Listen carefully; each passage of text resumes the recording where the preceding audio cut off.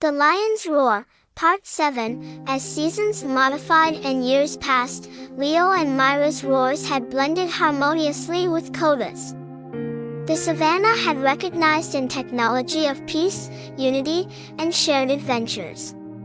However, a new task emerged when an extreme drought threatened the land. With the once lush grasslands turning dry and barren, animals grew determined for water and sustenance.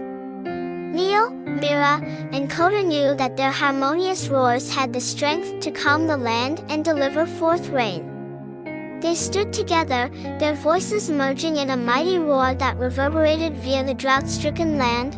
Miraculously, clouds gathered in the sky, and rain started to fall, reviving the savannah and ending the drought. Animals rejoiced, grateful for the trio's bravery and unity. The united lion's reputation unfolded some distance past the savannah, and they acquired a distinct invitation to the lions' gathering and tournament, the place lions from far-off lands convene. The experience used to be arduous, however Leo, Mira, and Coda confronted it with determination, understanding the significance of team spirit amongst lions. At the lions' gathering, they met different lion prides and shared their story of team spirit and courage. Their story stimulated lions from all corners of the world, igniting a spark of cohesion amongst the species. Back in the savannah, Leo, Mira, and Coda persevered to thrive as smart leaders and cherished friends. Their legacy was once woven into the very cloth of the land, a testimony to the enduring electricity of friendship and unity. One evening, as the solar set on the savannah, Leo and Mira gazed at the horizon with a feel of fulfillment.